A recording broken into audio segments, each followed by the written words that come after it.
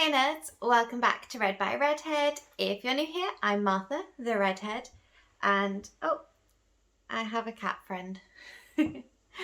Ariel wants to say hello. And today's video is my February wrap up. So I had a very good reading month in February, and I'm quite surprised because at the end of February, felt like I'd been in a bit of a major slump. And then I put together this list and realised that it's because I read quite a bit and they were all amazing reads. I only had one 4-star read, the rest were all 5 stars and all 100% deserved that rating. So without waffling any longer, I'm going to jump straight in to my February wrap up. So I've decided to split my books into the physical books I read and then the audiobooks I listened to. Just because if I try and do it chronologically, it makes talking about the audiobooks a bit more difficult because, of course, they span a longer time than me just physically reading. So the first book that I read in February was These Violent Delights by Chloe Gong, and I adored this book. Like, I thought I was going to like it. It's set in Shanghai, it's a Romeo and Juliet retelling, it has this stunning cover, and I was like, it's going to be good fun. I'm going to enjoy it. I did not expect how hooked I would be in this world. So if you don't know, These Violent Delights is set in Shanghai in the 1920s. And the city of Shanghai is ruled by 2 main gangs.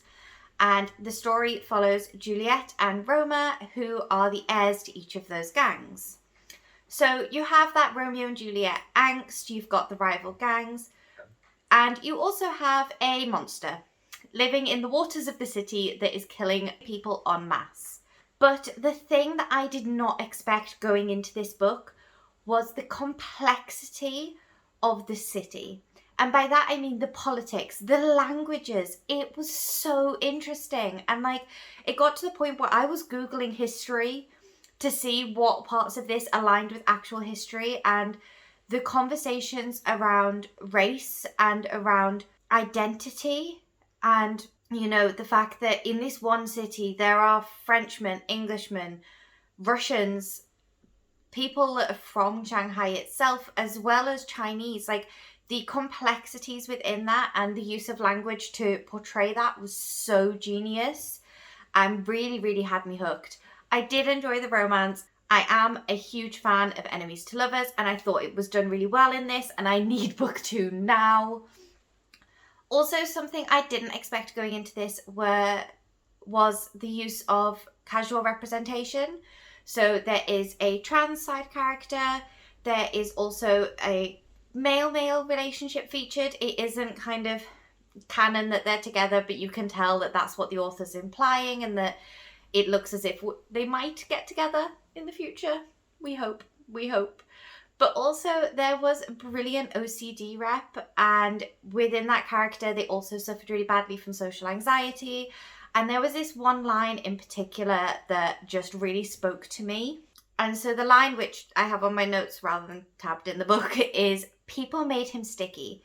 People made him think about his words twice as hard and sweat when he didn't pick them right. The phrase, people made him sticky, just instantly spoke to me, and I completely got it. And the fact that, it says he sweats when he doesn't get his words right. Yes, and the panic. And I just thought the inclusion of those bits of casual representation throughout were excellently done and didn't at all detract from the story. In fact, they added to it. So yes, this was a 5 out of 5 star read. And I am just so, so glad that I picked it up when I did, because I read it in about 2 days. It was fantastic. So my next physical read in February after These Violent Delights was Me, My Dad and the End of the Rainbow by Benjamin Dean, which is also illustrated by Sandhya Prabhat.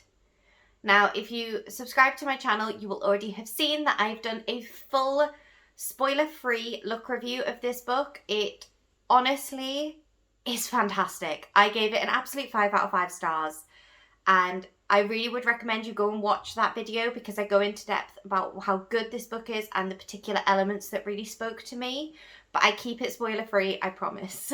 So yes, in short, this book is a new middle grade, And it is about Archie, whose parents have separated, but he also knows that they're keeping a secret from him.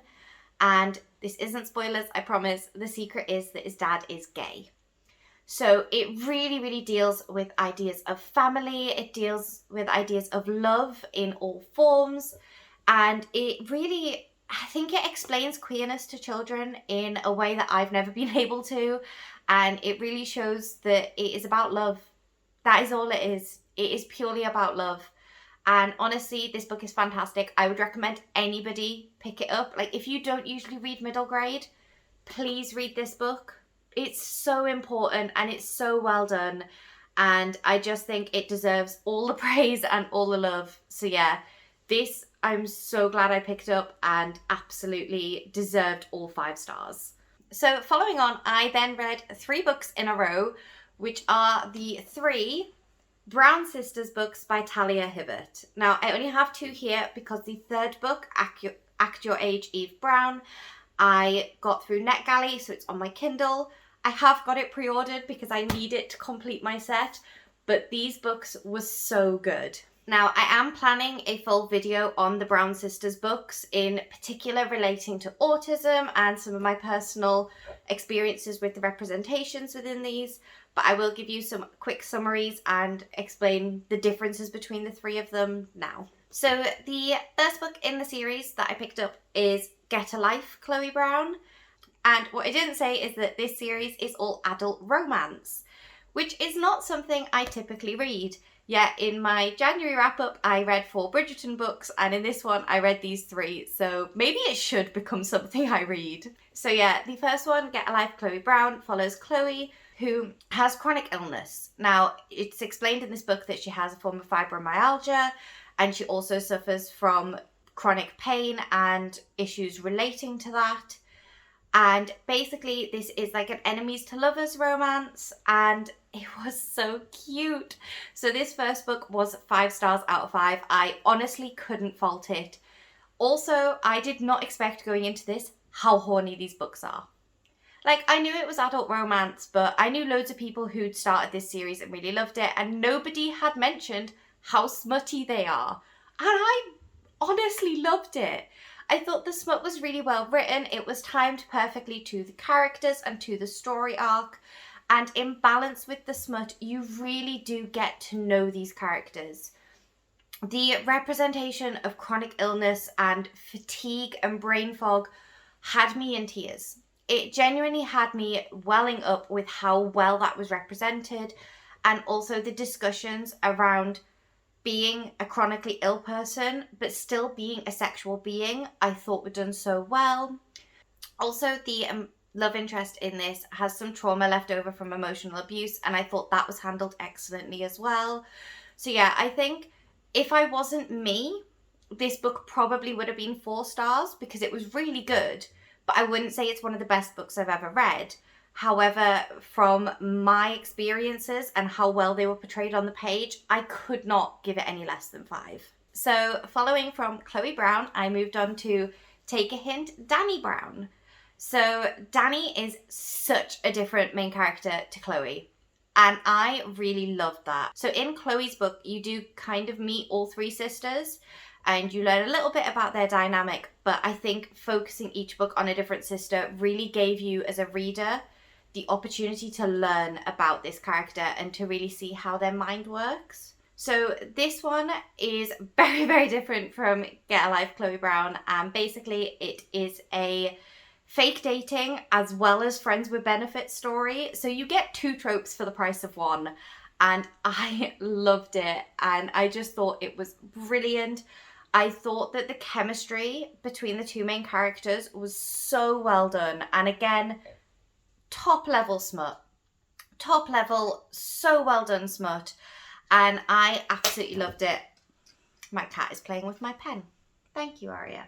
But yes, I absolutely love this. I did give this one 4 stars because, as I say, I think the first book would have been 4 stars without those emotional connections I had. And I didn't really have them for this. I did really like seeing a main character who was very bold about not wanting a relationship and about just wanting sex. But then she it's a romance. She did end up in a relationship and did want somebody for more than sex, which I get and I like, but also at some point I would love to read a book about a female character who then doesn't end up in a relationship, who stays single and is happy to have sex with people just because she wants sex. So yeah, that was like my one hang up with this book, but it is a romance. I predicted that I was kind of going to be disappointed on that front, and it did not in any way detract from this book. And then the final Brown Sisters book is Act Your Age, Eve Brown, and this comes out shortly at the start of March. And this was my favourite. This one is 5 stars because it 100% deserves 5 stars. And I just thought it was wonderful. It was the perfect conclusion because you saw like the snippets of where the other 2 Brown sisters are now and their relationships. But Eve as a main character was just wonderful, and I cannot really talk about this book without being spoilery, but I will say there is fantastic autism rep. Like, wonderful. And that rep is why I want to do a full video, because I really need to dive into my thoughts on this book. But yeah, I will just say that it is fantastic. And even if you haven't been like called to read the other 2 books, I would recommend picking up this one and giving it a go. The whole point with this series is that you don't need to follow along. I just did because I'm that person and I like to read everything from start to finish. But you honestly don't need to read the first 2 books if you just want a really beautiful romance with fantastic smut scenes and brilliant autism rep. Read this book, please. Then we come to the final physical book that I read in February, and no surprise to anybody who knows me or has paid attention to the back of my bookcase, it was, oh, this is heavy, A Court of Silver Flames by Sarah J. Maas. And oh my god, I'm not okay. So first off, yes, I gave this book 5 stars. I genuinely think it's the best book in the series yet. It is better than A Court of Mist and Fury, and as somebody who wants a quote from that tattooed at some point, that is saying something. But it's so good, and honestly, again, I can't really talk about this book without spoiling the whole series, but this book, if you've read any of the Court series, follows Nesta, who is the sister of Feyre, who's the main character in Court, and it is a Nesta and Cassian story. And this book deals with trauma in a way that I have never seen represented in any media. And it was wonderful. The PTSD representation was fantastic. And oh my god, was it smutty. Like, this has been the month of smut for me. Completely didn't plan for it, but here we are. And yeah, I can totally see why it was the release of this book that finally prompted them to rebrand this series as adult rather than young adult, because this book ain't YA. Oh no. This book is full-blown adult fantasy, and it's adult for a reason. But yeah, this is fantastic. I'd like to do a full look review of it, but I think it'll have to be spoiler-filled because I have so many thoughts and I may already be rereading it. So that is all for the books I physically read in February, and when it comes to audiobooks this month, it's really simple. I read this trilogy, except apparently it's now not a trilogy. Apparently it's now going to have a 4th book, which I'm excited about, but also a bit confused because this ended well, like very well. But yes, in February I decided to re-listen to the first 2 books in the Truly Devious series, so that I could finally read book 3. And I loved these. Okay, I can't hold all 3. I'm just going to hold the first one. So the first book, Truly Devious, is set in a dual timeline. And in the past, it follows this rich man called Albert Ellingham, who decides to open an academy so that people who are super clever, super interested in one particular topic can go to this school and study for free. Now, this school is isolated, it's set in the mountains of Vermont, and during the first year of the school being opened, Albert Ellingham's wife and daughter get kidnapped, a student of the school gets murdered, and then his wife's body turns up. So, that's the past. In the present, you follow Stevie, and Stevie has just been accepted into Ellingham Academy, but her particular thing to study is the case itself. And I don't usually particularly like mysteries, mostly because I can guess. And I know that, authors are meant to lead you there so that it makes sense. But if I can guess who it is a third of the way through and then I'm proven right, I find that boring. But this had me guessing until book 3. And it was so well done. And you learnt enough as you went along that it never felt boring. You never felt like, oh, just tell me now.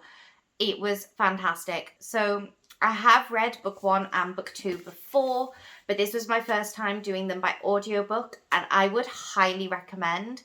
I think the audio system worked really well for the split between the past and the present, and I was a bit nervous about how certain parts of these books would work because there is like mixed media, but they came across really well on audio and I didn't feel like I was missing out on anything. So yeah, these were both 5-star reads, but they were always going to be because they were 5 stars the first time I read them. And then book 3, and originally I'd planned to do book 3 physically after re-listening to the first 2, but I'd enjoyed the audiobook so much I just had to continue, and I'm super glad I did.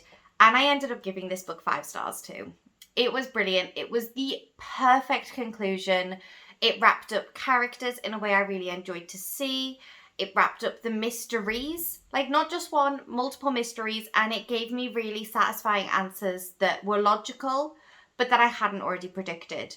Like the main twist at the end of this, I never could have guessed. I never ever would have predicted it, but it made sense, and that to me is a sign of a truly great crime novel. And now I'm ready for book 4, because apparently there's a book 4. So yeah, that is my wrap up for February. I read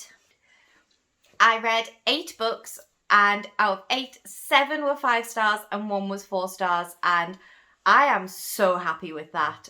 Honestly, I had a great reading month, and I think it only felt slow because after reading A Court of Silver Flames within 2 days, I think, of it coming out, I then was just like, I'm going to go straight back into it. I can't start anything new.